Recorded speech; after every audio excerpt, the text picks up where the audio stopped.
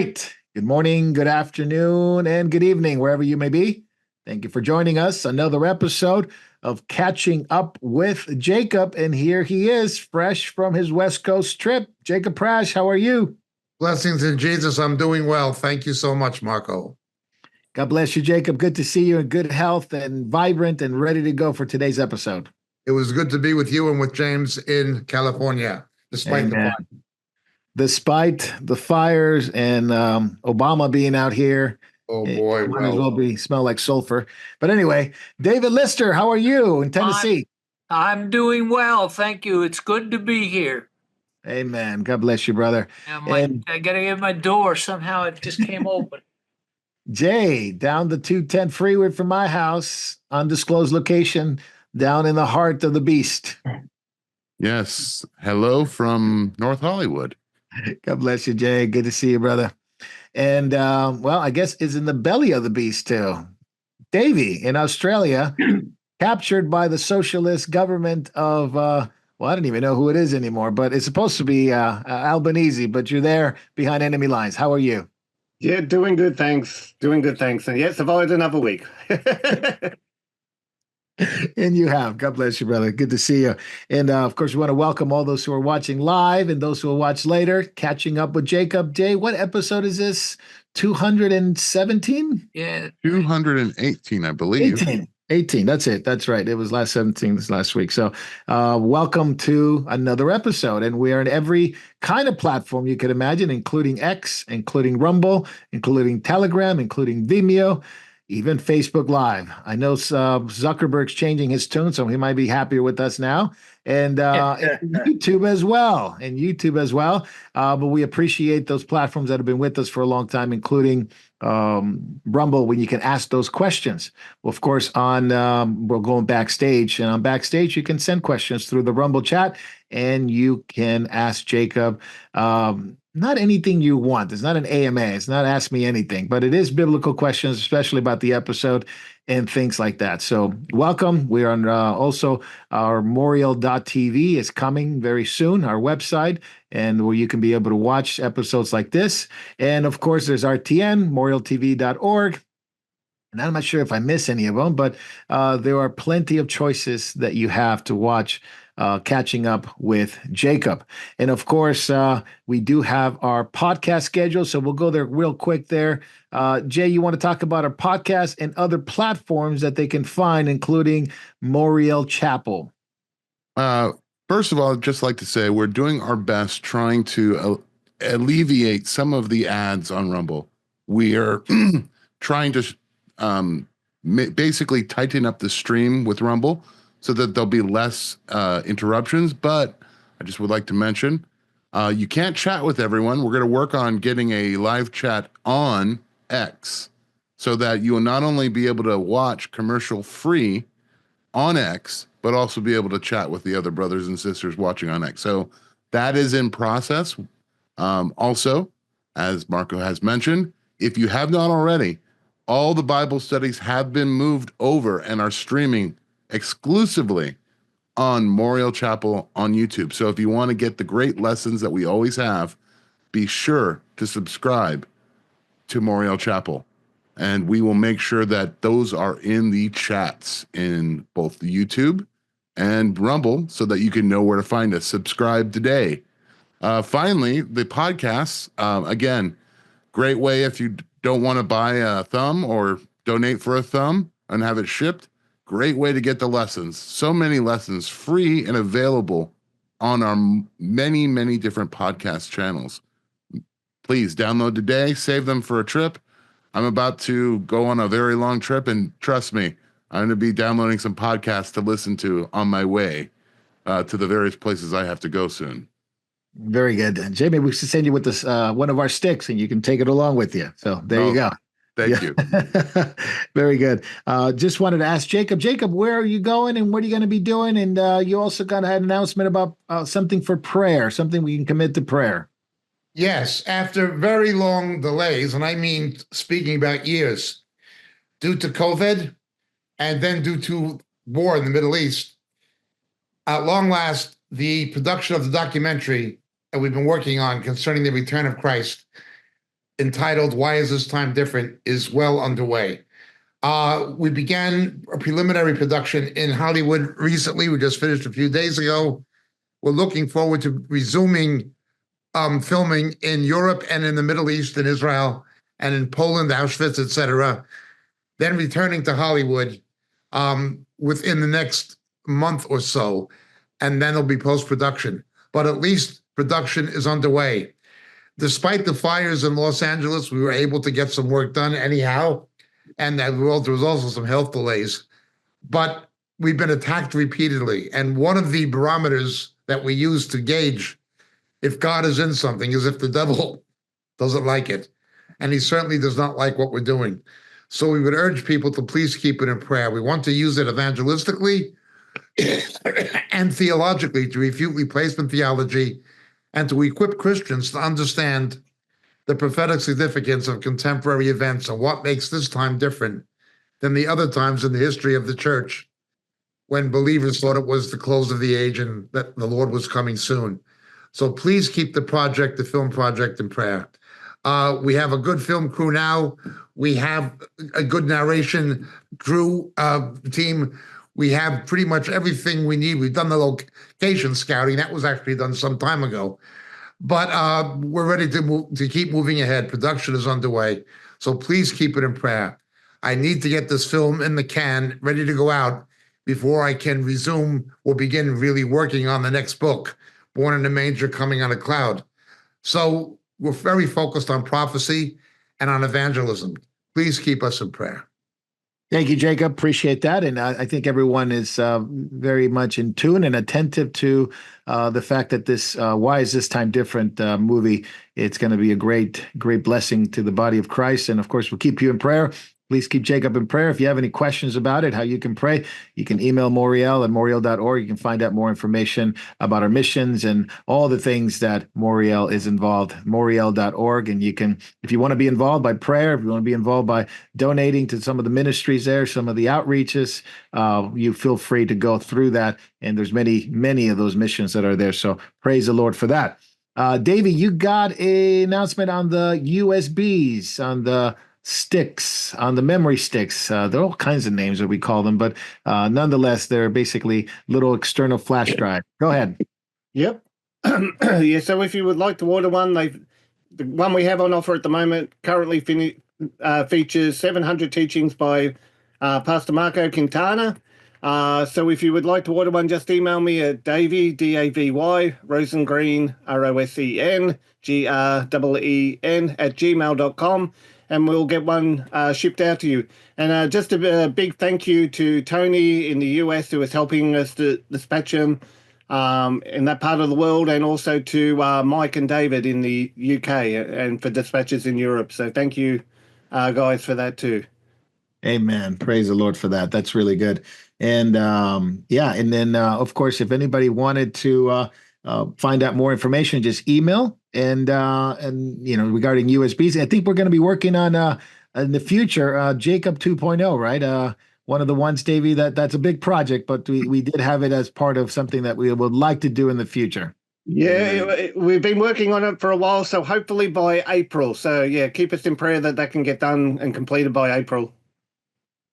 Yes, by April. Oh, that's coming up, and the way things are moving, it will be very, very, very quickly. So the website's coming, USBs, different platforms. You got the movie coming out, and people wanting to know and pray. So wonderful things are happening. Please keep the missions in prayer that Moriel's involved. Keep other ministries like our church, Community Church of Devore, Church of the Open Door, and not Church of the Open Door. What is it? What is it called?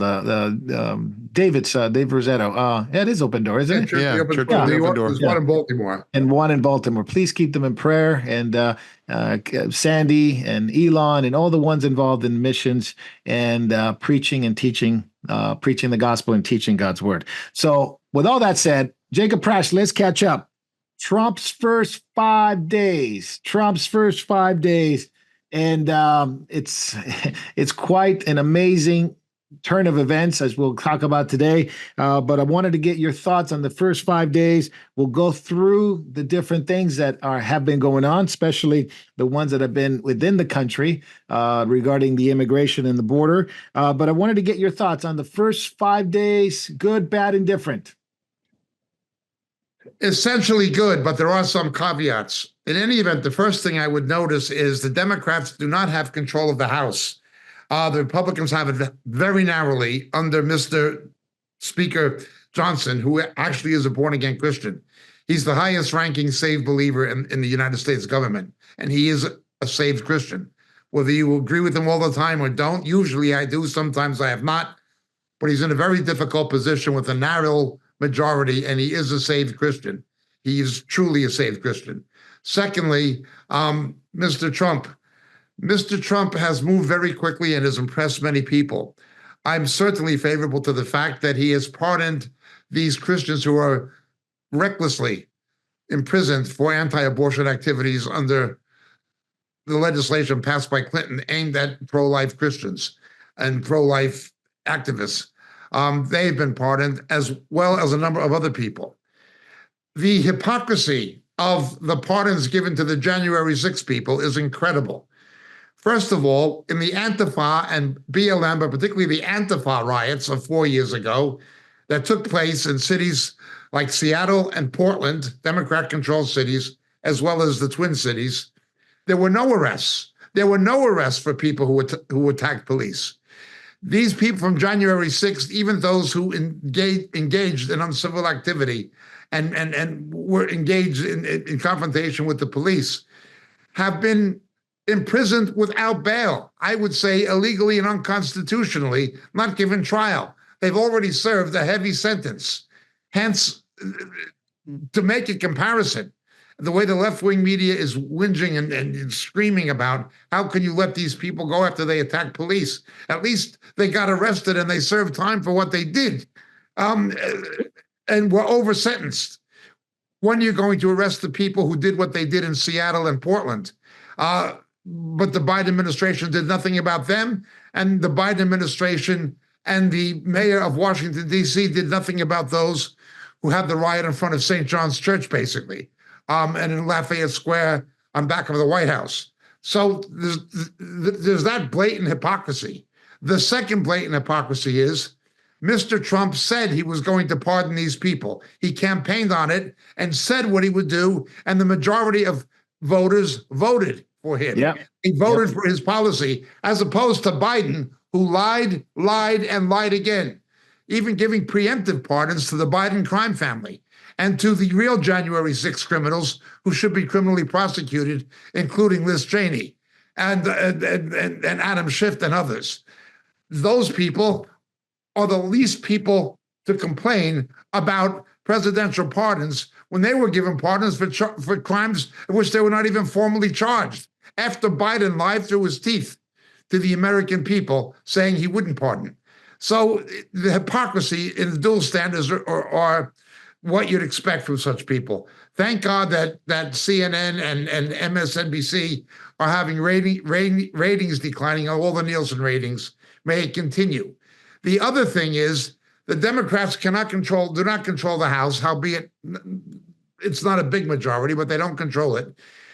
They don't control the Senate, and they don't control the White House. The only thing they have left is left-wing judges. So that's the card they're playing. They've already begun to make moves against Mr. Trump's efforts against anchor babies. That is the only thing they can do.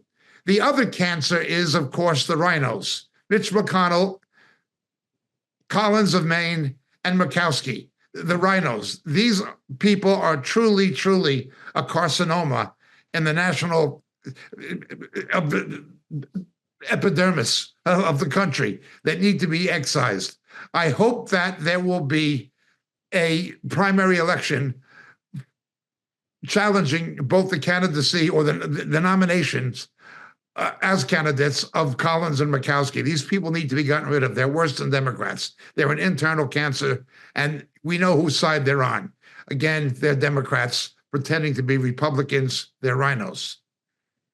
Yeah, absolutely. And I wanted to we'll visit one of these, every one of these subjects, Jacobs, as we go, because there's some good things, and as you said, there's some concerning things. And we'll go to Dave quick. David, the visit to North Carolina and to California, right off the bat, and calling for emergency response power back to the states, which is a very important thing to get away from the craziness and the inefficiency of FEMA. What do you think about that? Because I mean, it went right to the heart of what people have been feeling. It went to the heart of Western North Carolina, East Tennessee, obviously very close to where you are, and of course here in California to the loss and the loss of property because of the fire. But I thought it was an interesting visit right away. What do you think? Well, you'll always find Mr. Trump, like on the day or the day after, going to disasters. Even when he first went to North Carolina, he showed up with truckloads of supplies. Met with people individually. That he's just a caring man, and this is what he did. And now he's headed your way. Okay. You'll be here. And he's coming out there at the same time. The governor there said, "Oh, this is just a show." But I think Trump is coming with long strings and fact checking and reminder of how much he told you what needed to be done. Simple things like proper forestry, filling up your reservoirs, making sure your hydrants work. But Yeah. Mr. Newsom cut, I believe, maybe $100 million out of the state's budget for fire prevention, and I think the mayor took 17 million of that of LA, and so now we have 50 or 60 square miles of LA burned, and I hear San Diego's trying to compete.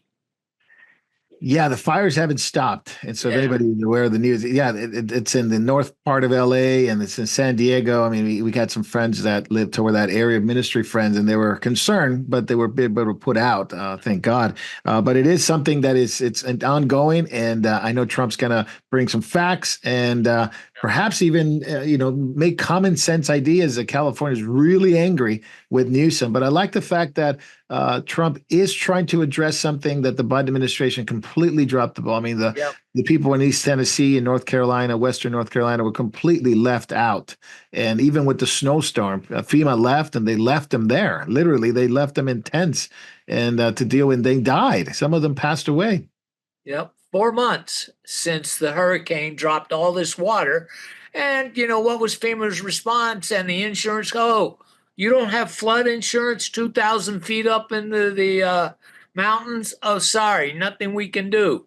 The crazy thing, it wasn't even required at one point, and now, so I want to go back to Jacob. Jacob, what do you think about the deployment of 1,500 active duty troops to the U.S.-Mexico border? I mean, it is looking like a war zone now, and it is rightly so. It's been, but it's just never been addressed with the cartels, the gangs, especially at the border with the child trafficking, drug trafficking, women trafficking. It's been an absolute nightmare. I don't live too far from the border. It's well known here. People just don't talk about it on the news because the news are unbelievably irresponsible. But what do you think? This is actively duty now. 1,500 border troops in the border. Tom Homan hit the ground running. It is perfectly constitutional for the president, as commander-in-chief, to order federal troops to the border in order to protect the border. However, under normal condition, it is a civilian police, it is the border patrol, and so forth, that should enforce border security. Why is the military being ordered there? Well, quite simply, it's because of the cartels.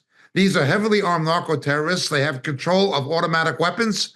They have intimidated the government of Mexico by being a significant armed force. Therefore, it is appropriate for federal troops to be deployed to the border. That if they're fired upon by narco-terrorists, they will fire back in a military situation, not a mere law enforcement situation. So I certainly agree with what the president has done. But I'm more impressed by the roundups that are taking place. That most notably in Boston so far. But of course, it's early days, and this is only a very early phase of what needs to be done. How the governor of Massachusetts and Pritzker of Illinois and Johnson, the mayor of Chicago, and the mayor of Denver, and that ridiculous mayor of Boston, these people look like they're pro-crime. They look like they're pro-rape. They look like they're pro-murder of American citizens. They look like they are pro-human trafficking. That's what they're looking like in their refusal to cooperate with federal authorities. There needs to be legislation where local, state, and county police need to report all illegal aliens to the federal authorities. They should be required to report it to the federal authorities by law. I am looking forward, if they intervene, I'm looking forward to the governor of Massachusetts and the mayor of Boston and of Pritzker and of Johnson and of the mayor of Denver being taken out in handcuffs and federally prosecuted. Yeah, I mean, if they get involved, I mean, they've been put on notice. They've definitely been put on notice. And the raids in sanctuary cities, Jacob, not only Boston, Chicago, in California, there's other places that haven't been reported: New York, Florida, Maryland, Minnesota, Utah, Illinois, obviously Chicago. David Lister, ICE is very busy this week.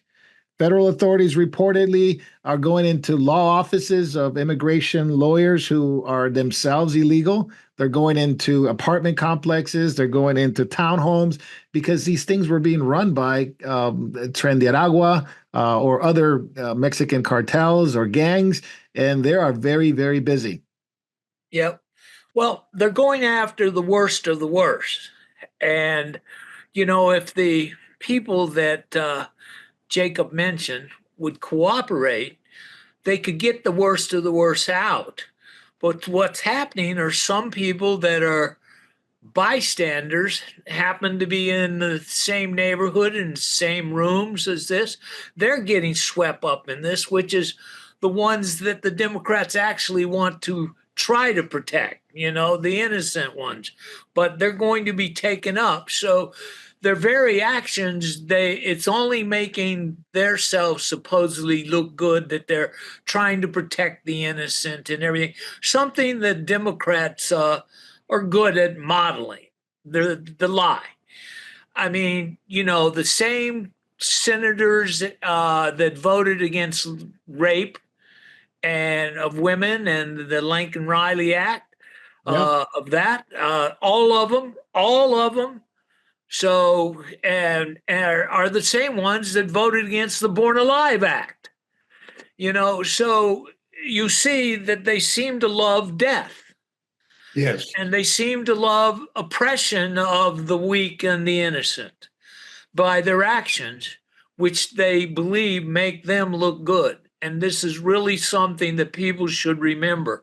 We have to remember their real actions because, look, if we are given this respite and being able to correct our nation and put it back on a sound footing, Ben Franklin's warnings to us from 250 years ago, you have a republic if you can hold on to it.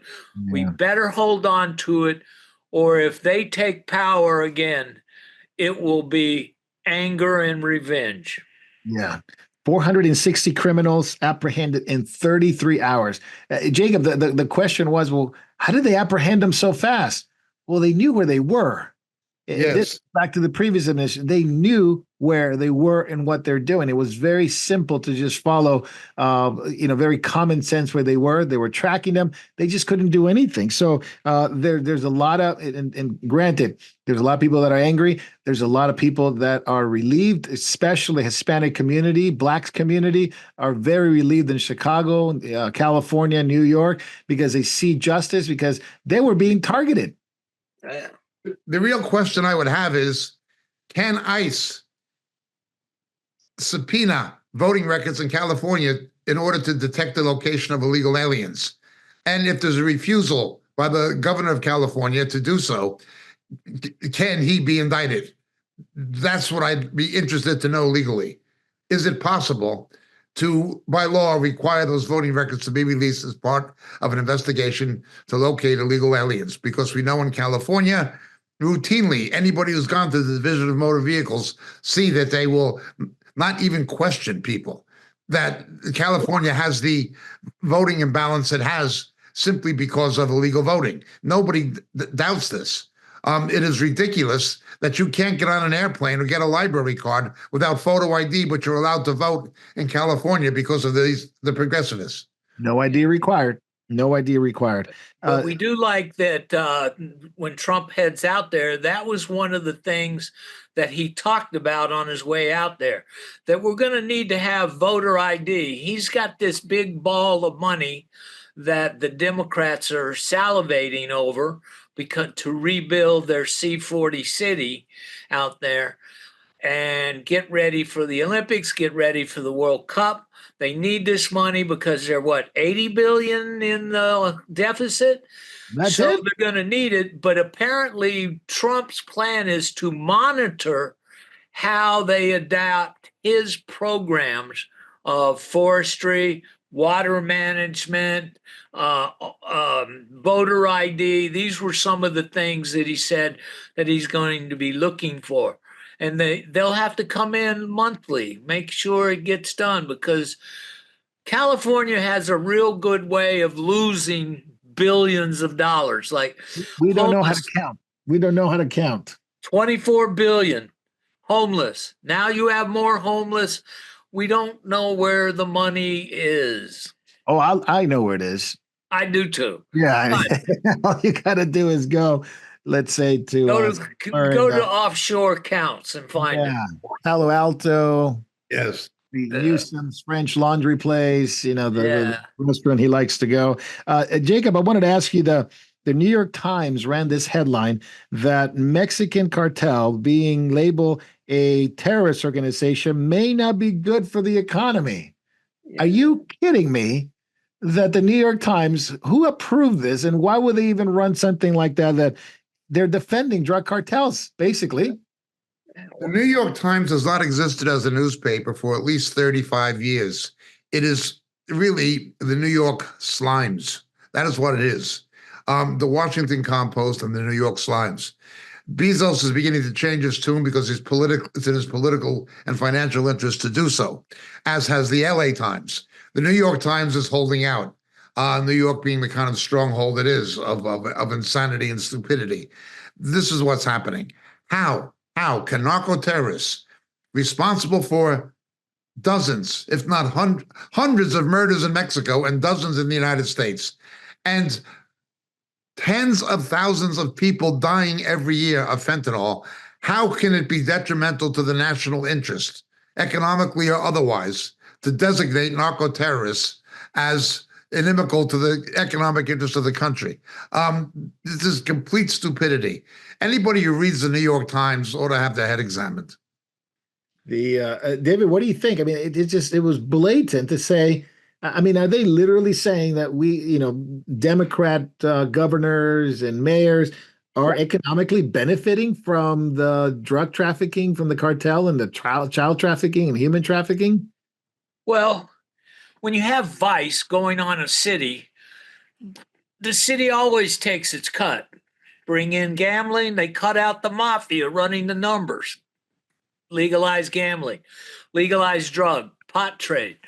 Pot, 42 billion in sales last year in the United States, contributed something like $4.5 billion in taxes from the sales, but yet don't have the banking. So the money is running around as cash, so I'm sure nothing is being done illegal with all that cash, but this is the problem.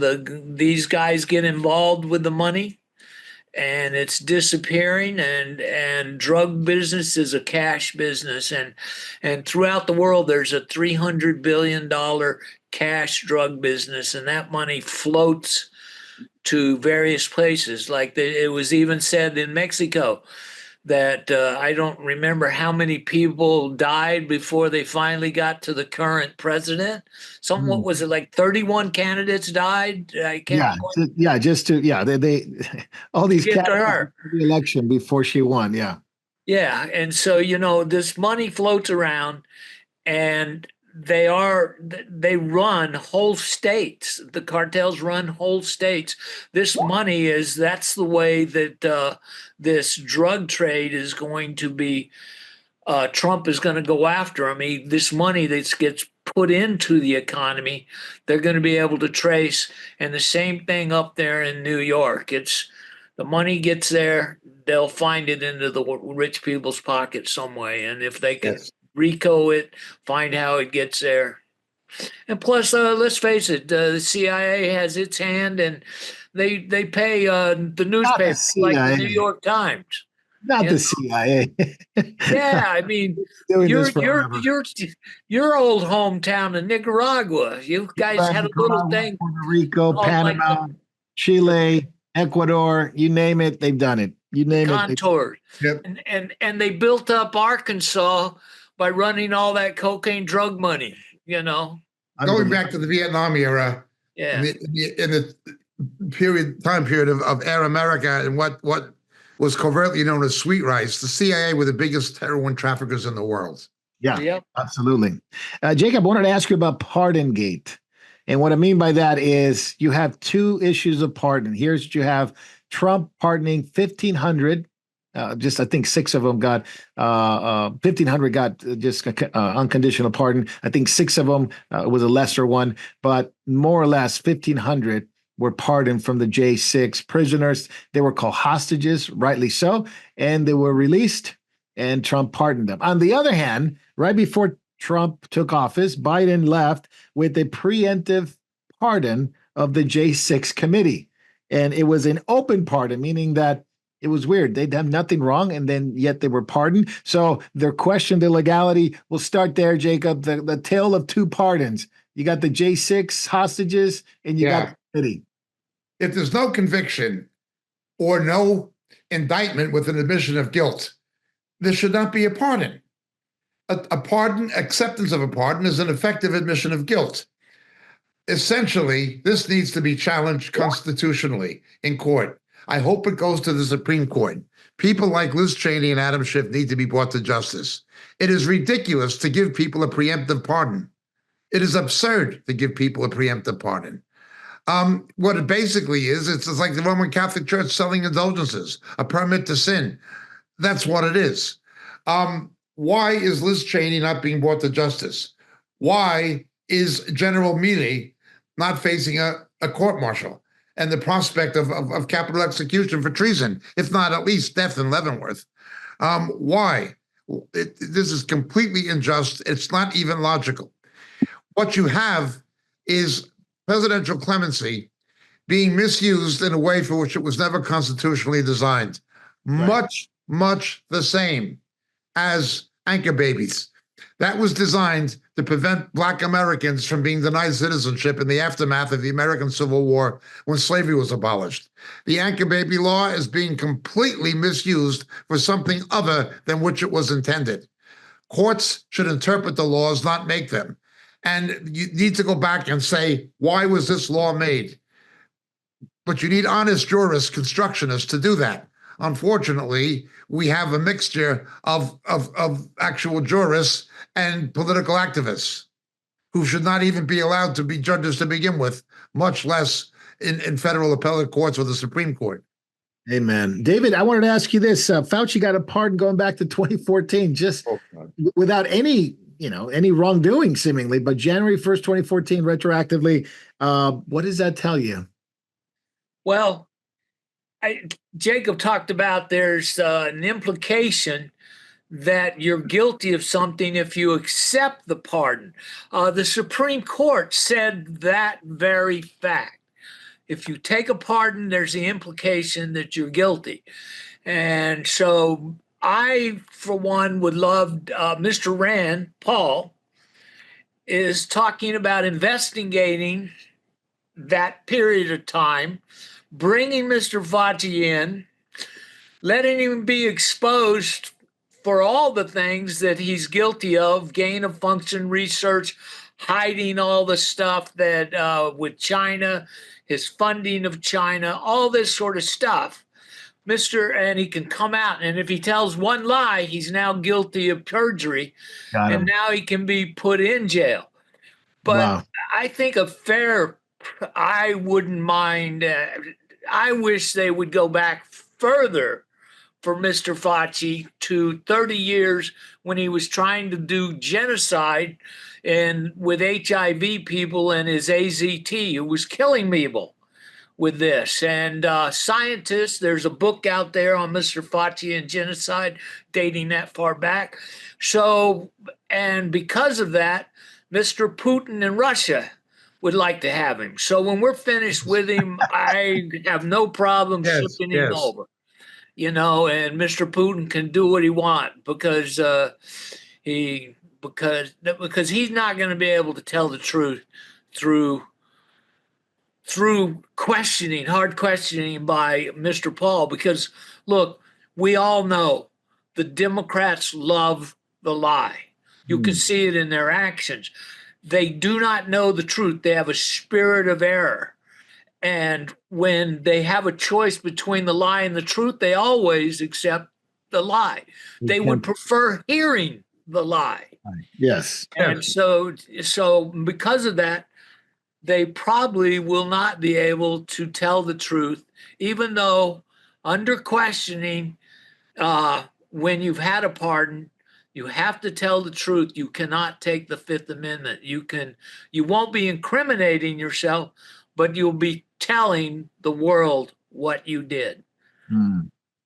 Jacob, what do you think about the revocal of the revoking the 51 intelligence agents that were involved, and especially the Hunter Biden laptop, the revoking of security details of Mike Pompeo? I mean, it was like rampant. John Bolton, all kinds of things happened by revoking security details of these security agencies, including his former CIA director, Mike Pompeo. And Brennan, your favorite, Jacob. My only disappointment is I would have liked to see, if possible, criminal prosecutions of both John Brennan and of Clapper. Clapper certainly for perjury. I would like, before Congress, I would have liked to see criminal prosecutions as well, but I otherwise fully agree with withdrawing the security clearances of everyone aforementioned. I'm very disappointed in Mr. Pompeo. One time I actually liked him, but I have misgivings about him, both in the fact that he professes to be a Christian, but his marital situation is not in biblical order. And secondly, John Bolton, who was a rhino and a Bush vassal and a neocon, which is another term for pseudocon, or better, not neoconservative, but neocon artist. I don't like Mr. Bolton.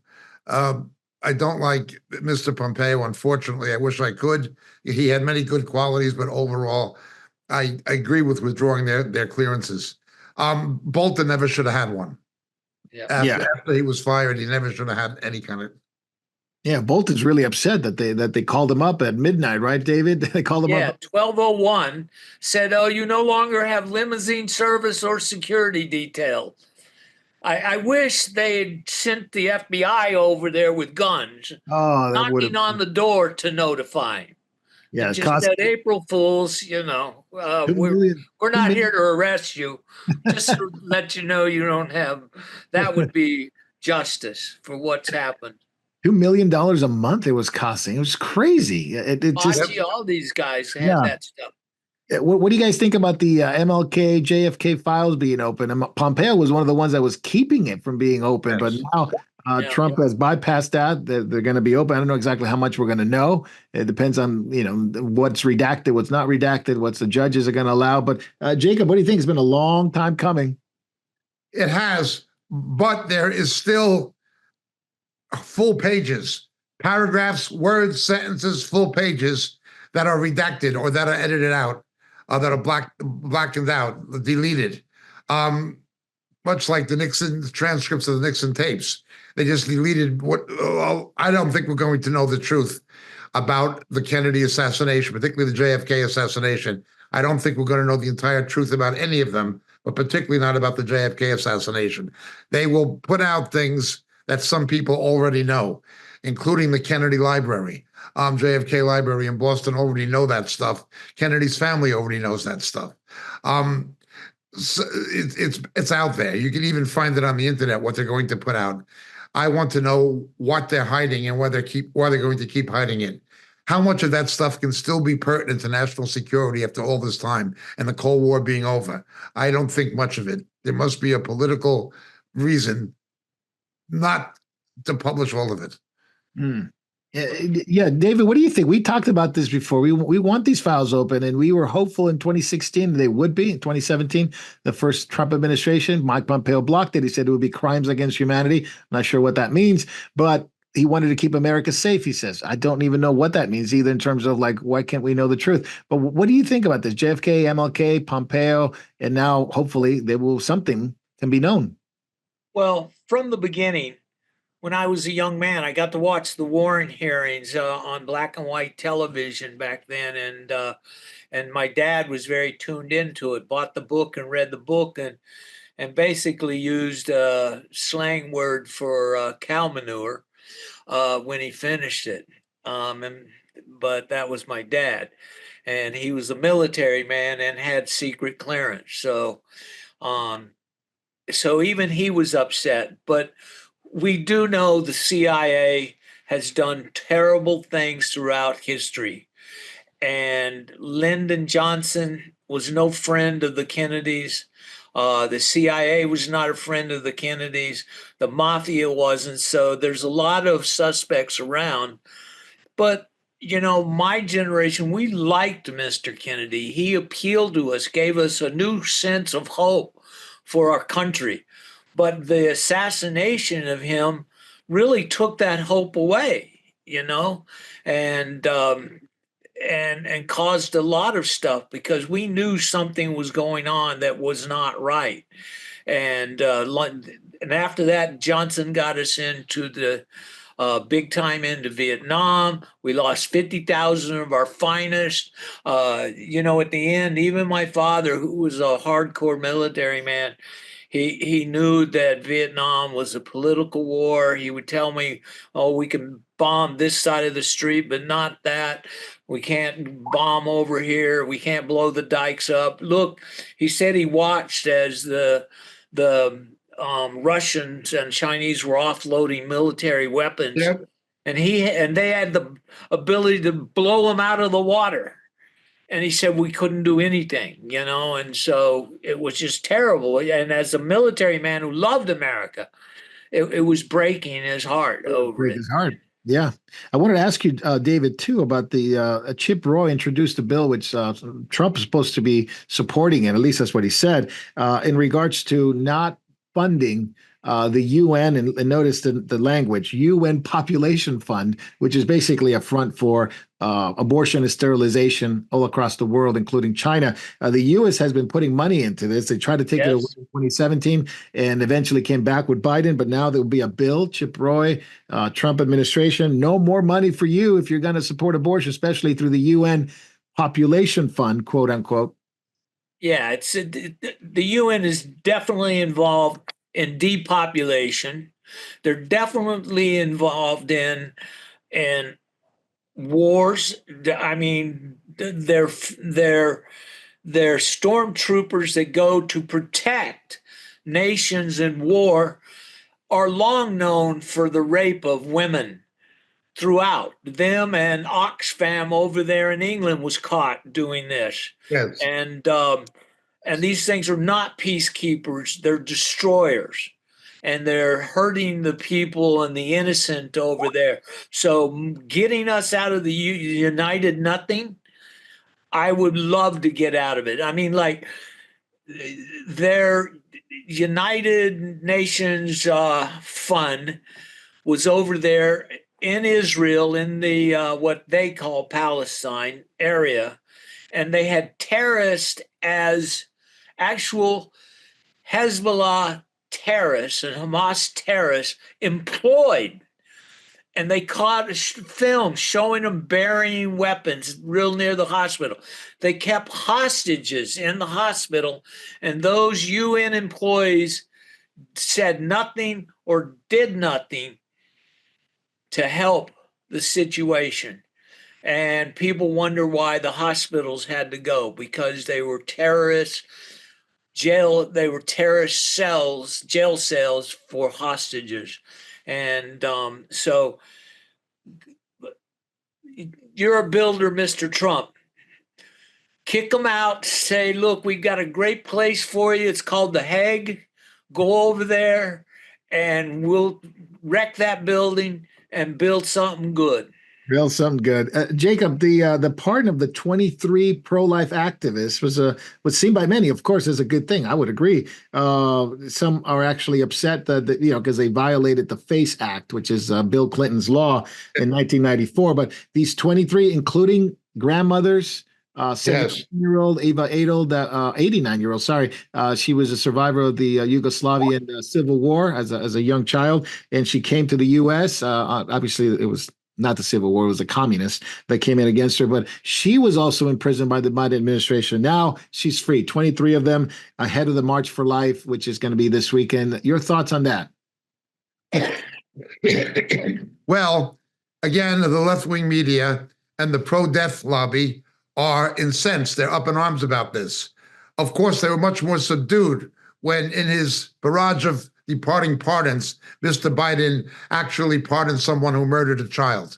And when Mr. Biden actually pardoned somebody who murdered a police officer with a family, they had no problem with that. It's only grandmothers protesting the abortion of babies who could survive outside their mother's womb. Then it was an issue.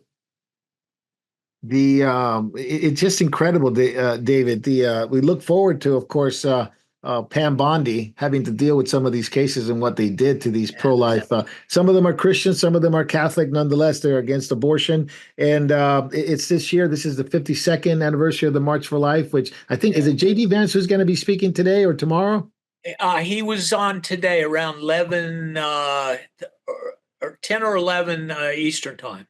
Gotcha. So a lot of good things, and I don't want to take away from the fact that these is a definite change and a definite welcome to what we've had the last 4 years, which it was just against children, against babies, against anything, against moral, against anything that was good and wholesome, including even Trump trying to defund the gain of function biolabs, and so the government would function, gain of function. But Jacob, on the other hand, some are good. You mentioned earlier at the beginning of your statement, some not so good. And this is one that, I just don't have any explanation except that this is not good. They have a press conference on day 2.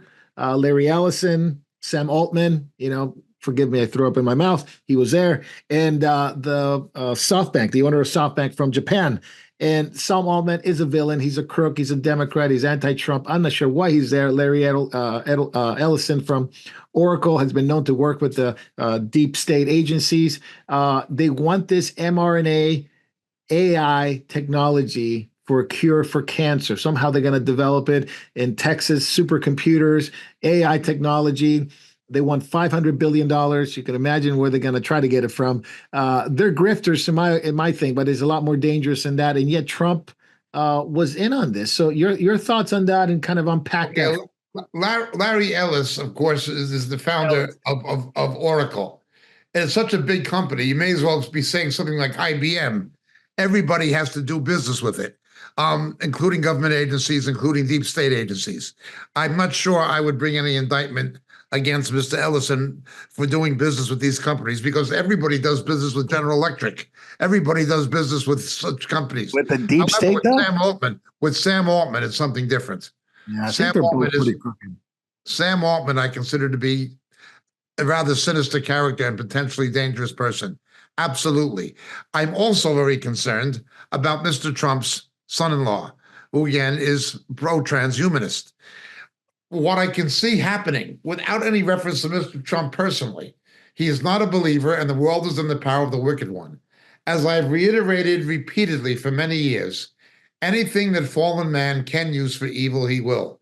If AI can be used in the war against cancer, it will still ultimately be used for evil. What did stir me a bit, well, it stirred me quite a lot, was the supercomputer. They're saying it's going to be based in Texas. Texas. Yeah. That is going to be, I'm not saying it's the problem with the computer itself, but it will be a step towards the image of the beast. All of these technologies are going to be misused because man has fallen and because the world is in the power of the wicked one. Am I saying that these technologies cannot potentially be used for good? No. Am I saying is there a problem with the software engineering and the computer science in and of itself? No. But there's a problem with fallen man and the fallen world. Although there's a potential to be used for good, we can be sure it'll be used for evil, and the evolution of these technologies are pointing towards Revelation chapter 13. And when you're dealing with people like Sam Altman, and you're dealing with other people who are transhumanists, even in Mr. Trump's own family, the good things are camouflaging the bad things. Now, I'm not saying that's by design or by conspiracy or by any malintent or nefarious motives by Mr. Trump himself. I'm simply saying, watch it and beware. Christians are being very, very naive, only looking at the positive, but not watching the overall picture and the ramifications of it in the longer term. Very good. Jay, I'm going to go to you real quick. This is bizarre. I don't trust Larry Ellis as far as I can trust him. Maybe Jacob likes him. I don't particularly I'm like saying him. I like him. I'm just saying there's a reality. Oracle is so big, everybody has to do business with it. I understand, but they've been caught doing some things that I wouldn't want to do. But anyway, Sam Altman, definitely a villain, Democrat, anti-Trump, crook, Yes. you name it, he's done it. Why is he there? Why are they? I don't even know how to unpack it. I don't even know how to ask the question. Why? Go ahead, Jay. Well, first of all, as you can see, my There. brain is no longer being scanned. It is free from any type of broadcast from the government at this point. So I'll speak to At you least frankly. you think that. Yeah, I mean, the tin can absolutely filter all of it out. Oh, So okay. anyway, to begin with, I would have to say this. This is just another boondoggle. This is money on the table for technological development. So let's talk about SoftBank, first of all. Japan is in the worst financial crisis it has ever been. And the head of SoftBank Japan is giving a bunch of money. Masayoshi Son. Yes. He's giving a bunch of money to technology for AI. Second, let's talk about this. Technology has offered a cure for cancer since I've been born and even before that. And yet, with the miracle of artificial intelligence, if you only accept some mRNA vaccine into your blood, we will make sure you never have cancer. Ooh. There's lots of people who will believe that because yeah. remember a few years ago when they said we could flatten a curve if we all accepted An mRNA? a vaccine? 2 weeks. And by the way, just so we all can be frank, how much money went into that and how much money was made for certain pharmaceutical companies? Not that I'm saying that that's wrong. That's capitalism. But this is the same retread of the same tire, but now you're using AI technology to somehow, I don't know, use it as antiseptic to make it seem like we're actually doing something good for the economy. I think Sam Altman is a grifter. He's finding a way to get money out of Trump or the government, as he always does. That's what he does. He's not a humanitarian? He's a humanitarian, much like probably Satan is. You know, Satan wants to pander to everyone's personal and individual dreams and hopes, but at the same time, he wants to use your personal dreams and hopes to drown you. Yeah, wasn't he Altman connected with LinkedIn guy, Reid Hoffman? And wasn't he in some island that we can't say on YouTube much anymore? He was, he's on that list of a certain island that he was found in. You mean the list that they're still not releasing to us of all the people that enjoyed a beautiful Caribbean vacation? Yeah. Yes, I believe they were. Yeah, how come Mike Pompeo knows that list and he won't tell us about it, right? He knows Of about it. course. He's on the list. Oh, Jay, I think that hat must be preventing some waves coming into your brain. But wasn't Sam Altman also WorldCoin trying to get you a UBI, Universal Basic Income, if you scan your eyes and you go on this world database and you get That's a right. free? You get a free, That you get guy, 20 yeah. you get $20 Yeah. basically in I think euros. that we would do ourselves well to take careful note of the remarks in this regard of the inventor of the biogenetic engineering used in messenger RNA. Yeah, I'm going to get there, Jacob, for sure. Yeah, Robert. Okay. Malone. Yeah. Okay. I'm going to ask you that question. I'm going to ask you a question, but I Okay. just wanted to finish about Altman because the idea, of course, I'm going to go to Davey real quick. Davey, there's a collaboration, and forgive me for my naivety. It's dubbed Stargate, but what it is they're massive scaling up of data centers, right? And speed development of AI, $500 billion, and to develop cancer cures. Is that the front? Is that the front of the store? But what's behind it? It's something more sinister. Yeah, I do believe. I do believe it is the front of the store. It's kind of like we've seen like a massive explosion in the investment in mRNA technology, even here in this country. And in fact, just in the last 3 days, there was a company in Queensland and that work on mRNA vaccines, the patches, being able to give you the vaccines without having to have an injection. And they just received a $3.2 million, and we're talking US dollars here, grant from BARDA in the US to keep working on this. We're seeing the advancement of this all the time. I do believe it's the front. We know a lot of the people behind this technocrats. They have this idea of transhumanism. They want to basically live forever and all the rest of it.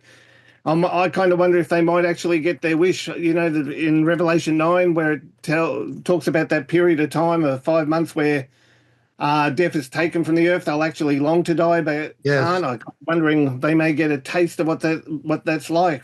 But the thing is, look, these people are spiritually dead. It's kind of like we're all going to die, but death for the believer is it's nothing to fear. It's just kind of like, to be absent from the body and present with the Lord. Who wants to be kind of like in this world forever?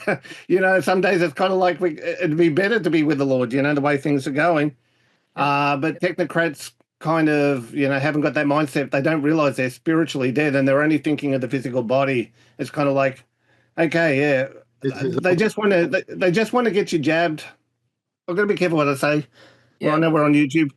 But they just want control. They just want control. And then it comes down to patents.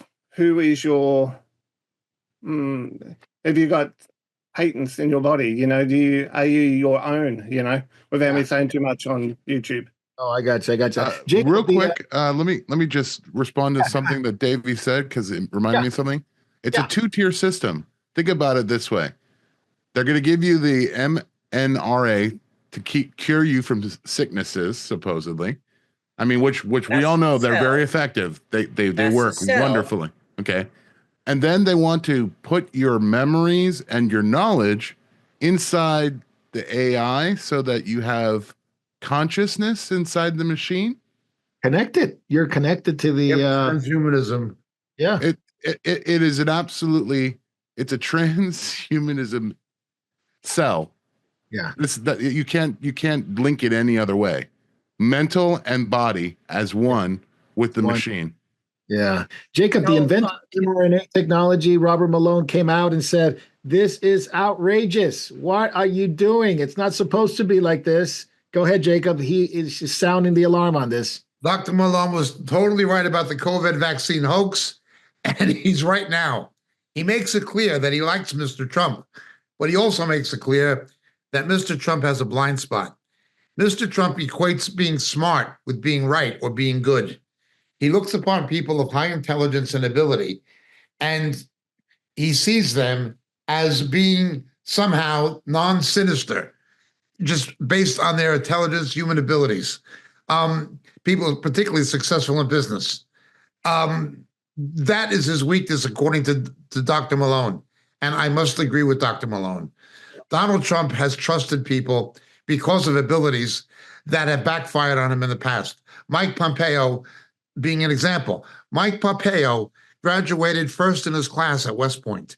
You can't be a dope and graduate first in your class at West Point. It's a competitive school to get into. And to graduate top, he's not. And now Mr. Trump has taken away his security clearance. Dr. Malone is absolutely right. Mr. Trump has a penchant for trusting people he ought not. We saw that repeatedly in his first administration. And unfortunately, we're seeing examples of it again, most notably Sam Altman. Yeah, that's supposed to be. David, go ahead. Yeah. Before we got away from this, can you imagine, Jacob, in our day, the faith healers and everything would have a little radio wire here and they would do a little game to heal people. Yes. They got information from one magician named Randy Brooks exposed that. But can you imagine people uploading their information within AI and everything, and the ability of people to tell these people, yes, to seduce them? Oh, you need to come in for this. You need to come in for that. This could be used in so many wicked spiritual ways. Yeah, especially when you add the demonic element to it. Demonic with all this technology and information. Jacob, so what do we make of this? Trump goes to the World Economic Forum and fantastic speech. I mean, we heard a little bit about it, returning back to a country having its own directive, its own infrastructure, its own industry, and sort of independence. Forget globalism; doesn't work. Called it a green new scam. yes. EV cars don't work. People need to have a choice, and yet he's involved in other, we would say, sinister stuff. And while the World Economic Forum is pushing along to censorship and transhumanism and AI, there's parts of that bleeds into the Trump administration. So I could see why Christians are concerned, and I could see maybe sometimes an overreaction to these things. So what are your thoughts on that? Mr. Trump, like Mr. Nigel Farage in Great Britain, are populists. By definition, populism is the antithesis of globalism. The WEF is actually globalism. I call them the Schwab slobs. This goes from everyone, David Andrews in Victoria, Australia. It goes to Ardern in New Zealand. It goes to Pierre Trudeau. It goes to many people. Certainly Newsom. Many people. They're just basically students, proteges of Schwab, who's a very dangerous man, an enemy of democracy. And what you see happening coming out of Davos is basically socialism for the rich. It is neo-feudalism. Populism is the reaction against that. And Mr. Trump, he gave a good speech, but he needs to be very, very careful. Very careful. Yeah. David, what do you think about that? Because, I mean, it sounded like the antithesis of World Economic Forum, for sure. Nuclear arms reduction, energy efficiency. He wants to make the U.S. the number one energy producers. He said, we got liquid gold. We have all these things. And yet I would venture to say that he probably agrees in principle with some of these technology that's coming in, that's without guardrails, AI could become a detriment to society. Well, he's a natural man. He doesn't understand the things of the spirit. And so he's getting knowledge, and his knowledge is from an unregenerated mind. So he's limited that way, which he doesn't understand. Pragmatism. Yeah, without God's wisdom. So he's limited, and Christians should understand this, because we need discernment in these perilous times that Paul talked about. And so for him, we need to be really praying for him that he wakes up from this stuff, because he caught so much flack over the vaccine, and then he kept promoting it for a long time. Now he's dropped it. But here is Larry Ellison saying, look, we want more MNRA. Okay, he should be saying, okay, if he was smart, he would be saying, I got to make sure that doesn't happen. And so he's going to have to put handcuffs on a lot of this stuff, because I know that he's just thinking as building up everything, making America strong. We can use our power to create world peace. We can use this to do this good thing. And he sees that he wants to use Bitcoin and all these other coins to make America a superpower with this. Well, we got people in Qatar, they want that baby. So this is interesting that that's happening. So it's money, it's wealth, it's building up America to make it the manufacturing center of the world, the AI center of the world. These are great dreams and great things, but let me tell you, the world they're good to say and there's some good thoughts in them, but the world is not going to stand by and just take it.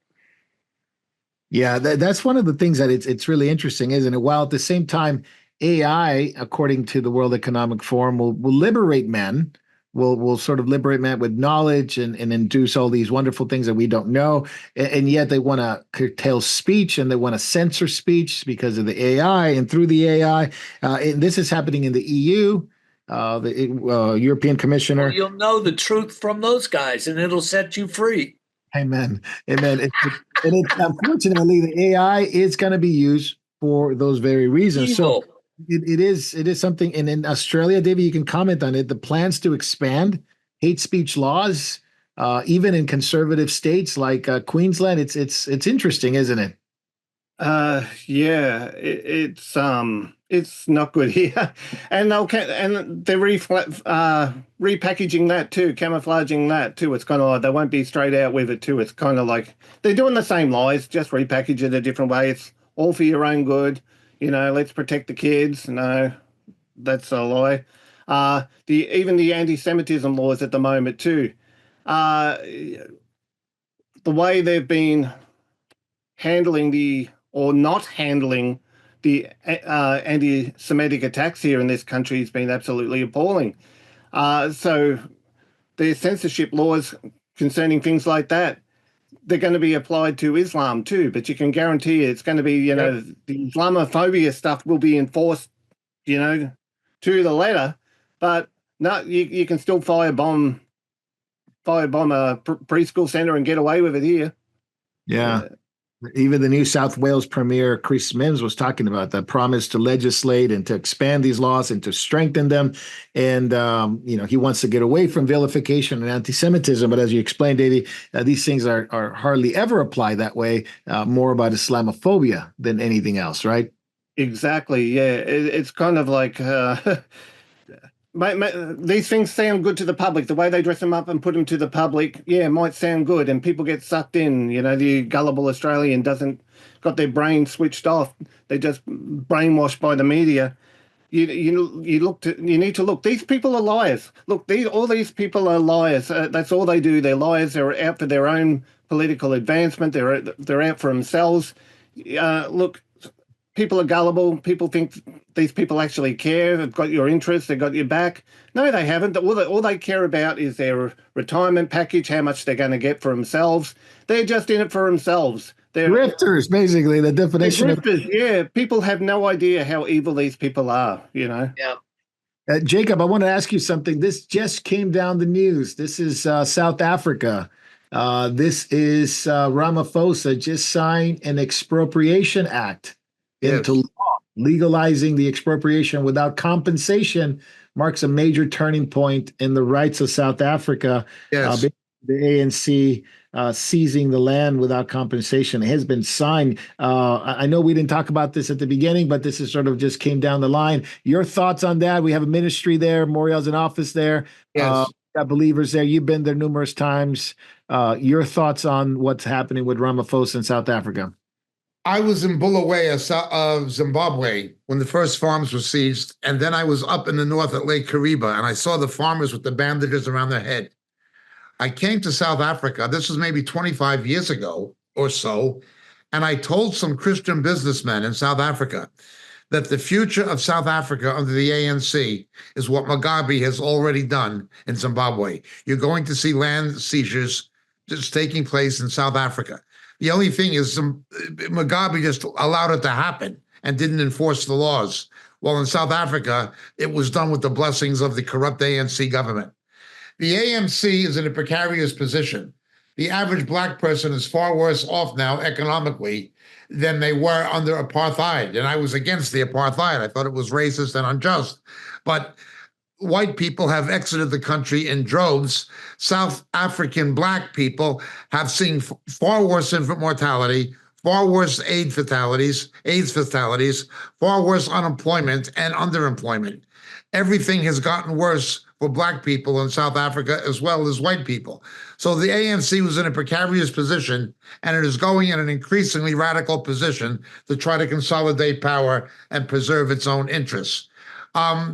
These are people who have to continually live in the past and blame the apartheid of the past for the present.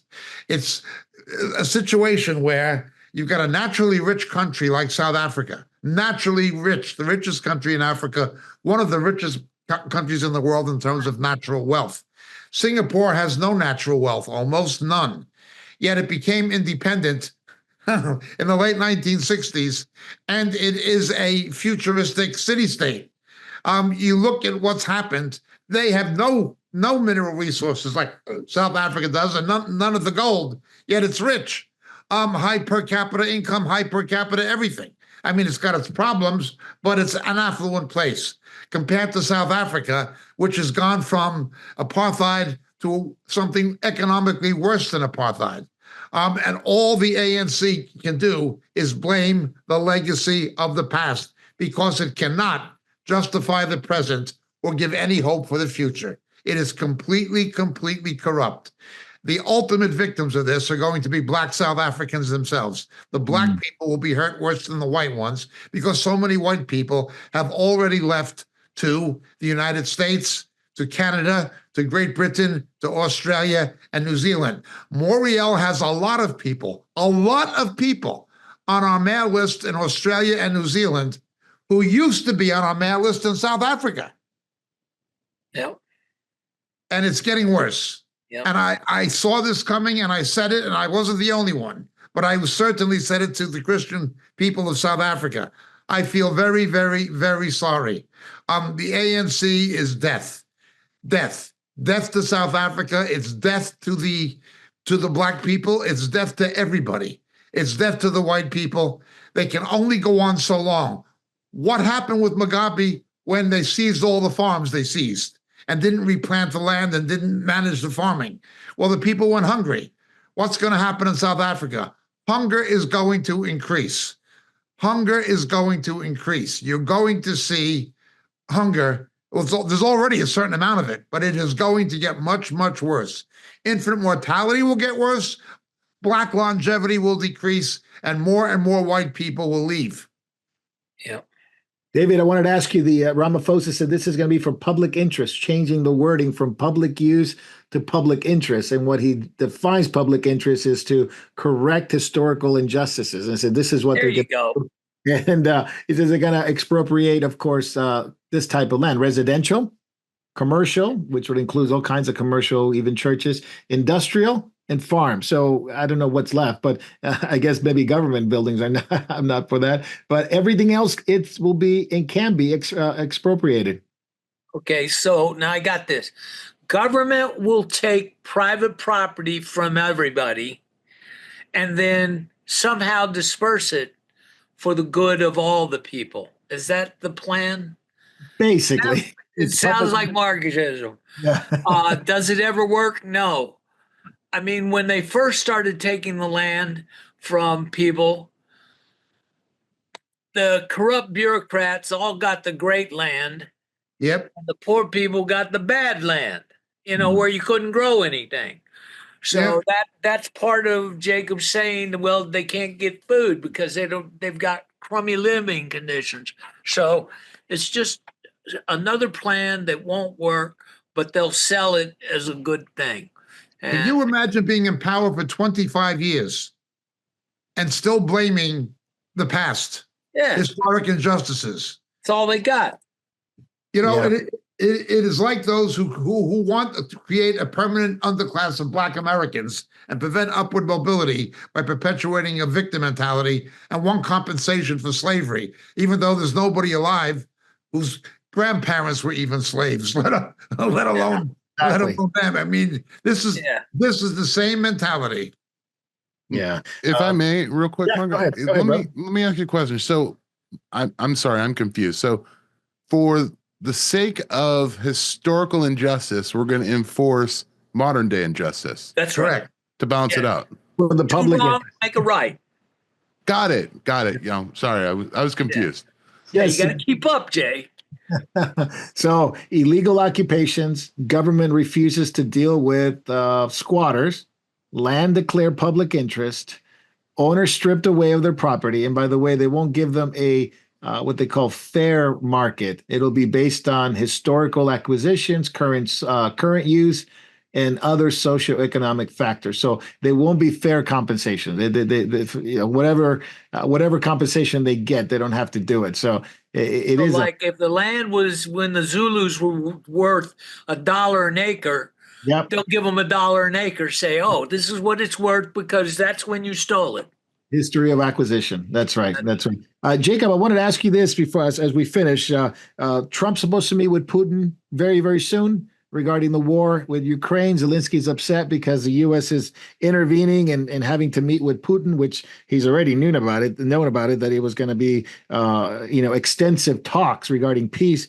He's not willing unless he's happy with the results. Your thoughts on, and can we see something soon? It's gone far too long. 1 million people have died already on both sides. So your thoughts on that? Russia has had tremendous casualties. Okay? Russia has had tremendous casualties, and they do not have the national motivation or any kind of a patriotic sense to continue fighting the war. It's very much like what happened when you had the Vietnam War in the United States. The motive to fight the war was just not there. To what end?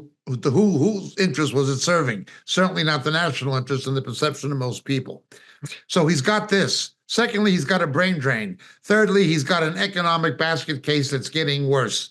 The ruble is almost worth nothing, less than a penny. And when the Americans bring natural gas and oil onto the market, you're going to have a 20 to 30% drop in oil and natural gas prices. This is going to hurt Russia even worse than any further tariffs or penalties or embargoes. I think that's Trump's. And he knows it. Additionally, he's got a demographic problem, an aging population. This war is preventing him from concentrating on the things that he needs to give Russia a future. They've got a demographic problem. The only sector demographically that's growing in Russia are the Muslims, basically. He's going to have Chechnya. He's going to have fragmentation of Russia itself. He has to face the fact that he lost the war, that they lost the Warsaw Pact. They lost the Soviet Union. They lost the CIS. And now Russia is the next thing to fragment. He's got to face these realities. He can't live in a delusional world. And again, without Mr. Trump doing anything other than drilling for oil and releasing natural gas and allowing for fracking and building the Keystone Pipeline, that is going to hurt Russia. What Russia is getting by now by the skin of its teeth is selling unrefined oil to Russia and to India and to China. When that goes, he's going to not be able to continue this game. Russia's economy is seemingly doing well simply because of wartime production. But what it has done to inflation, what it has done to interest rates, what it has done to the rest of the economy, it cannot just go on. This is to say nothing of the fact that there may be other NATO countries who will continue to supply the Ukraine. My fear that Mr. Trump will make a compromise he shouldn't. He should not allow Putin to keep any of the land, 20% of the land that he conquered. The deal he should make is this. Look, we will lift all embargoes. We will lift all embargoes. We will try to partner with Russia in developing its own oil and natural gas interests as we had before the war. We will do everything we can to lift all of these restrictions so you can rebuild your economy and cut your defense spending. We will do everything we can to work with you. And we will give you the following concession. One, there will be a complete demilitarization of those eastern provinces of the Ukraine that you've captured. Secondly, we will veto any membership of the Ukraine in NATO. Ukraine will not be in NATO, and there will be a demilitarization of those border provinces. The Ukraine will return all captured Russian territory. There's not a lot of it, but there's some. And Russia will return all Ukraine territory, including the Crimea. That is the deal he should make. That is the only deal he should make. But there are enough incentives in there for Mr. Putin to negotiate. He should not give Putin any land, but he should give him back the land that the Ukraine has captured in Russia, and he should give defense guarantees that there'll be no NATO membership of Ukraine, and there will be internationally supervised demilitarization of those eastern provinces once Mr. Putin returns them. Putin has still lost the war because you've got 740 miles of new border with NATO because of Finland and Sweden. So he's already lost the war. If his incentive, it was in part to stop NATO from moving east, he's already caused a situation where that goal backfired right in his face because of Finland, who don't like Russia anyway. That is the deal. He's in a vulnerable position economically. He's in a vulnerable position demographically, and he's in a vulnerable position strategically. All Mr. Trump has to do is make him an offer. Look, you can end this. We can let you rebuild your economy and concentrate on the things you need to. Because if you don't do it, Russia itself is going to go into fragmentation and almost third world style level of poverty. David, I'm going to go to you. He's got a carrot. He's got a big stick. So I don't know which one Putin's going to like. But what my question is, why is Zelensky so upset? I think one of what concessions should be, you should have an election because Zelensky's a dictator. He doesn't want an election. He suspended at all elections. So anyway, your thoughts on that, why he's so upset? No more money. The thing is one thing that Jacob left out about from Mr. Bargaining Chip is he's got close to $35 to $50 billion in Western banks. Yes, release all of it. So that's another chip that he's got. Now he's going to need that to build back his country. Yep. And so as far as Zelensky, look, the guy is a con man. He wants to have 200,000 troops in there. Okay, 200,000 troops, $3,000 a month pouring into his country. Let's see what they would set up. What they had that made a lot of money was sex trade, drug trade. Yep. All sorts of graft. That would really start flowing from the West into the East. How to keep the money going. Yeah. The Biden administration, have an election, all these things. So, I'm waiting to see because it's been long drawn out war and it needs to end. And it's horrible. Yes. Yeah. And I want to finish with a couple of things regarding Trump, one regarding the church and one regarding Israel. Jacob, we'll start with you. The devil comes as an angel of light, Paul says. And you got this Bishop Boudet, Marianne Boudet, I think is her name. Marianne Boudet from the Episcopal Church, who basically on her it was supposed to be a prayer meeting, supposed to be a service at the National Cathedral, took the time to excoriate the president about, you need to be kind to illegals, you need to be kind to gays, you need to be kind to this. Basically, she should be excommunicated from this because she basically slammed everybody who disagreed with her. Now she's a celebrity going on The View and CNN. But your thoughts on the Episcopal Church, as far it's gotten, obviously it's connected to the Anglican Church, that's what they call it here, Episcopal, on the National Prayer Service. The Episcopalian Church is a ridiculous joke in itself. much the same as the Church of England under Justin Welby and the other archbishops, going back to George Carey, are a ridiculous joke in Britain. The best thing the Church of England and the Anglican Communion in the developed world can do for the cause of Christ is drop dead. Now, there are some conservative evangelicals in the Church of England, in the Anglican Communion, let's put it, in Africa and elsewhere in the third world. But in Britain and in America and Australia, it's largely dead. It should not even exist. This says nothing of the issue that she's a bishop claiming to be an heir of the position of the apostles. Which one of the apostles was ever a woman? That is another issue.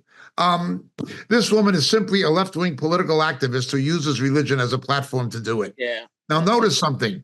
Not the evangelicals, not Franklin Graham or Lorenzo Sewell, the black Pentecostal preacher, not the Roman Catholic Cardinal Dolan, not the rabbi who gave the bruchot, the benediction.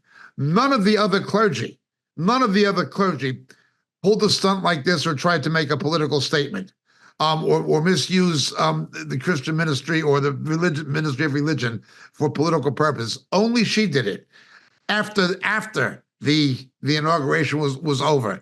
She's a disgusting, reprehensible woman. And those who are singing of her as a hero or as disgusting and representable as she is. The New Testament says exactly what she is and predicted she would come. Holding the form of religion, but denying the power therein. They are exactly what David Wilkerson said would happen. They're going to use political and social activism as a replacement for the gospel to try to be relevant. The Church of England in America, the Episcopalian Church, it has had a 20% decline in less than a decade. Right. A 20% decline. May it drop dead. Please, Jesus, may it drop dead. It cannot be revived. It's gone too far. May the Church of England drop dead, and may the Episcopalian Church drop dead, because spiritually, morally, and theologically, it is dead. Bury the corpse. You know, David, Marco, I think there's a way way you can identify these people kind of using some of the biblical terminology. They come dressed in robes of multicolored rainbows, and inward are savage wolves. Yep. Absolutely. Rapacious wolf. Yeah, she had all sorts of colors on her robe. Yeah. Jay, I'm going to go to you. The Episcopal Church rejects biblical authority. They obviously go for pluralistic and inclusivity outside of the gospel, and social justice is their focus. So this is their claim to fame as Christian doctrine for the Episcopal Church. And Ms.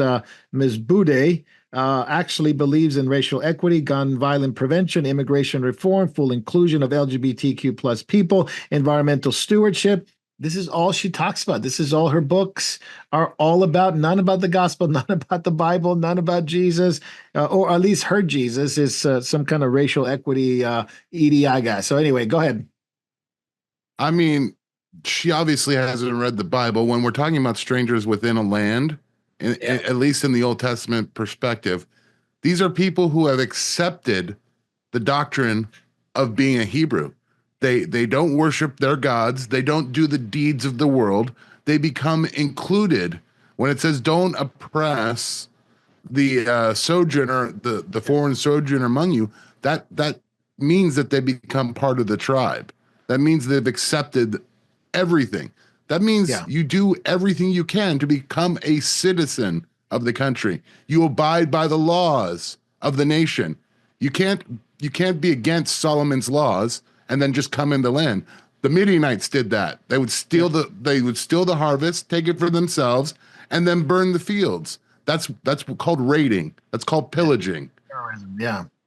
They have to accept the God of the Jews too. Of the right. Jews, yes. Which means you can't have LGBT inside of a church.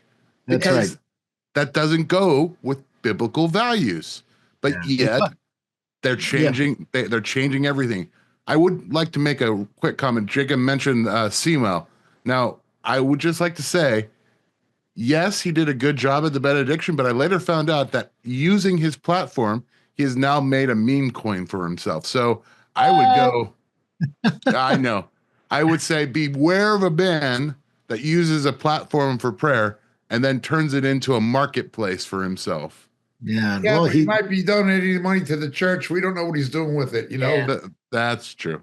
yeah. Well, Marco, are you supposed to preach at people like that, or do you preach to people? You're a pastor. Yeah, Answer of that course. question. Always two people, never add people, and she definitely made a spectacle there in trying to go after Trump. But I guess these people do really well. They go to do well, and they do really well. Her theological influences are Henry Nouwen, which we all know, Catholic mystic, Barbara Taylor Brown, which of course is a practical mystic, basically, and relational spirituality and divine nature spirituality. This lady, Bude. Is definitely a radical Marxist in robes of righteousness, quote unquote, right? She is an apostate, and she doesn't believe in the gospel and the Lord Jesus Christ. So they twist scriptures to their own destructions. And of course, her son actually worked in the Obama administration and the Soros fund. I think it's a left wing PAC. So very politically involved, very politically driven. So, Davey, what do you think from far away Australia? The Episcopal Church in America, as Jacob talked about, the Anglicans in England, they're might as well be dead. Remember, the in England, they don't want to be called a church anymore, but community, right? No Bibles, but walks in the park, walks in the mountains. But your thoughts on that? Well, unfortunately, I wish we could just confine it to the Episcopal Church or the Church of England or whatever you call it. But unfortunately, she represents or represents a lot of what we see as Christian today, even in evangelical churches. And unfortunately, she represents everything that is wrong with the Christian church at the moment. It's Jacob, you nailed it. It's kind of like it's time to bury the corpse. It's kind of... Yes, Bishop Jansen, who was a believer in Sydney, who was an Anglican, he tried to uphold somewhat traditional biblical values, but I don't think he succeeded very well, even though I do honor his efforts to a degree. But the Uniting Church in Australia is just as bad as the Anglican Church or the Episcopalians. The United Church in Australia is a complete and utter joke. Totally. Yeah, Marco got to see that firsthand when he was here. We passed the Uniting Church in Warrnambool, and just their signs, Black Lives Matter. It had every woke slogan you can imagine on the building. But it is disheartening to see. Look, they're not the true church. That's for sure. But what a witness and a testimony, even to the Trump family, who are not believers, to say this is Christianity. Is this really what you come to church for, to hear this garbage? You see the eye rolls? You see the eye rolls and the faces is like, what is this? They're supposed to be church, right? And notice she had the bandeau too. She had the butch man haircut. That always seems to go with him, Yes. Yeah. I want to finish with this real quick. The Trump administration. Jacob, we got to finish with Israel and Trump in the Middle East. A quick analysis of what we could see in the next few months, because he's very concerned with what's going on in Israel. Obviously, some of the Ben Gvir and his party, the Yehudit party, the Otzma Yehudit party, left the coalition. So there is some turbulence there with Netanyahu, but he's definitely trying to bring some kind of stabilization. You have some of his cabinet that it's going to come in, like the UN ambassador Elise Stefanik, which refreshing to hear when she asked the question, you think Israel has a biblical right to the land? No hesitation, absolutely. Peter Hetzek, same thing. Mike Huckabee, same thing. So at least you got people that are pro-Bible in terms of the Jewish understanding of the land. But your thoughts on what's coming and the part of Trump's cabinet and his administration coming in being pro-Jew based on scripture? Okay, let's understand something. Israel's domestic problems politically. Mr. Netanyahu's culpability for what happened October 7th, that happened on his watch, was put on the back burner simply because of the war and the hostage situation. There are those who say it's time to put it on the front burner once the hostages are released. And this is taking place within the Likud, within his right-wing coalition partners. That is the first thing. Second thing, there are those who are beginning to get nervous that Mr. Trump will make certain concessions that he's pressed Mr. Netanyahu to make certain concessions that would better have not been made. Hamas must be destroyed. It must be obliterated. It cannot have the power that it had as the government of Gaza, and neither can the Palestinian Authority. The challenge is what is going to be done with it. If Mr. Trump was wise, he would rely on Mr. Huckabee and on Ms. Stefanak, and he would rely on those who do not have a vested interest. He is fixated on pursuing the Abraham Accords. Yes. Every Christian should be leery of the Abraham Accords. I'm not saying this about Mr. Trump. I'm simply saying the Antichrist and false prophet will bring a false peace to the Middle East between Jew and Arab. It'll be a false peace, but they'll bring it. There can be no lasting peace in the Middle East until Jesus returns and is accepted as the Messiah. Again, I'm not in any way trying to bring an indictment against Mr. Trump or question his motives. I'm simply saying we have to observe what's happening in light of biblical prophecy. Be very careful of the Abraham Accords, which are the centerpiece of his Middle East policy. Yeah, from my understand, Jacob, not only the Abraham Accord, but Kushner as well as Trump do believe in a two-state solution. They believe it's a solution to the problem, that basically the age-old idea. And hopefully some of these new people in his cabinet and his government, which don't, by the way, they don't think it's a two-state solution. The reality. Ms. Stepanak and Governor Huckabee both believe from the river to the sea, Israel. From the river to the sea, Israel will always be. They accept Israeli claims to being the indigenous people of the West Bank.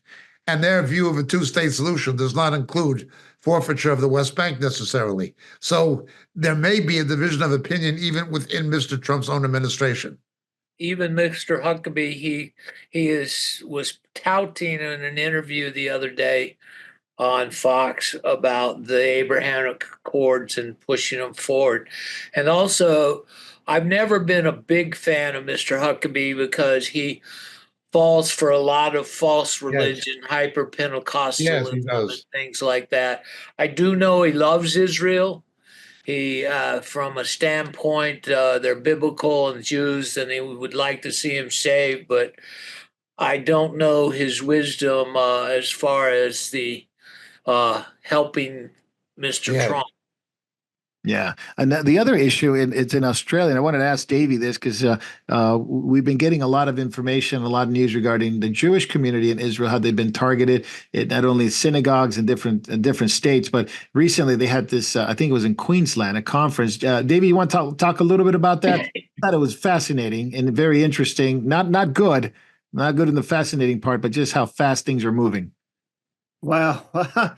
That the clips that I've seen that got leaked out from that conference are absolutely mind-blowing and horrifically disgusting and anti-Semitic to the core.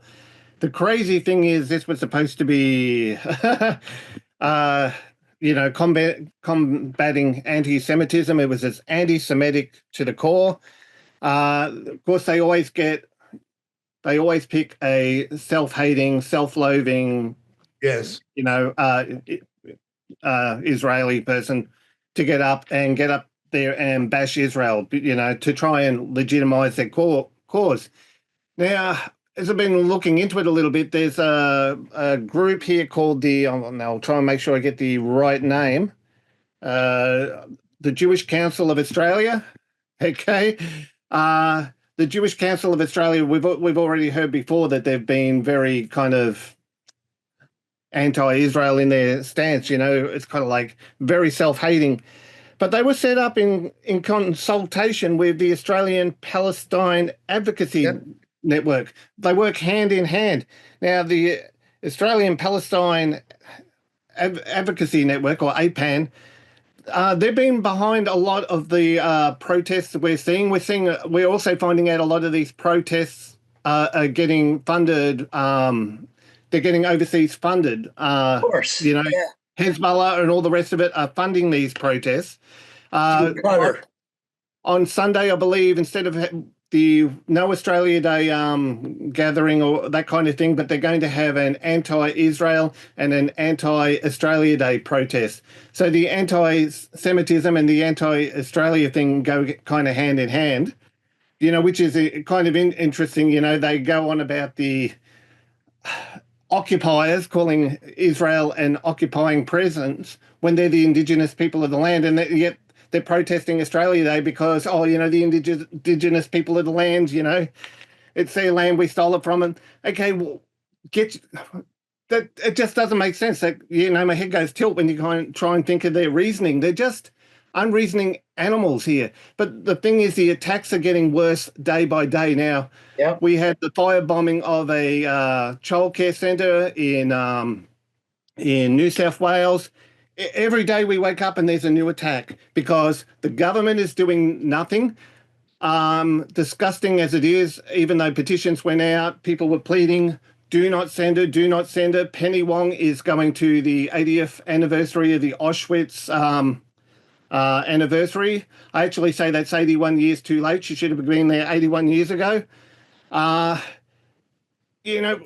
We're sending our most anti-Semitic politician over there. What a disgrace! What a slap in the face!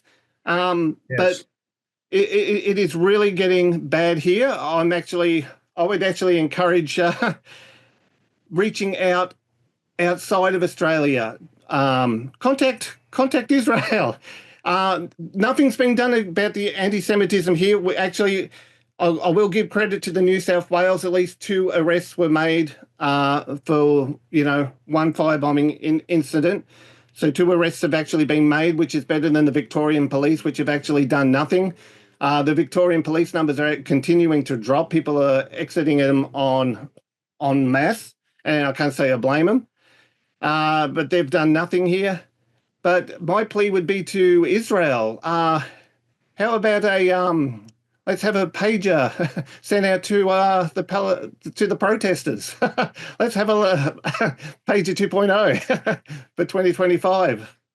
I'm making light of it in a way, but in some ways I'm not. I'm actually kind of serious. Look, the government's not doing anything about it. We need to appeal outside of this country because the Jewish people here are in danger. It's not just them, it's believers.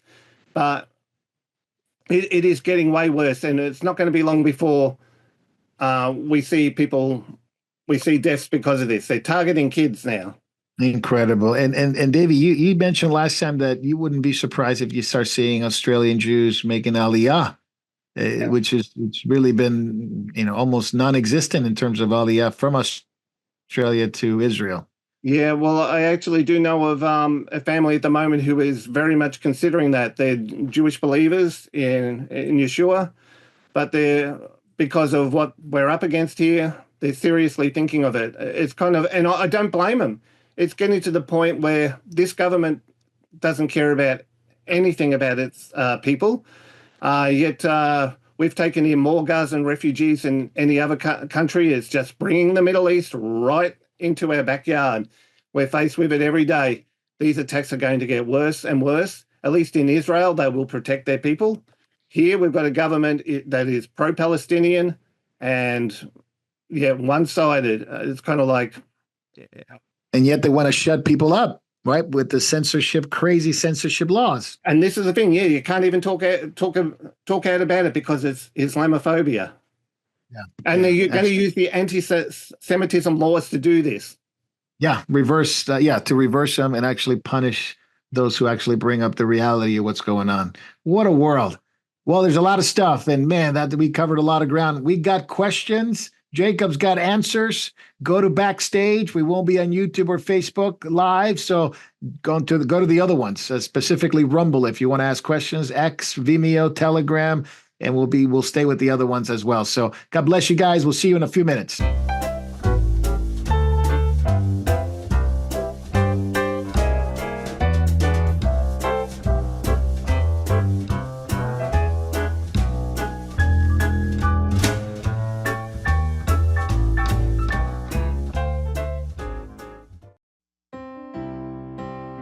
Hello, and thank you for watching Moriel TV. There are so many things that are happening at Moriel Ministries worldwide. from the Philippines to Japan to India to Africa and back to Europe and the United States. So many of our brothers and sisters are spreading the good news of Jesus Christ to this lost world. We are so thankful for your prayers. God has been faithful and has blessed us in so many ways. If you'd like to partner with our efforts abroad and at home, please take a moment to click the link in the description and help us as the Lord leads you. Thank you very much, and God bless.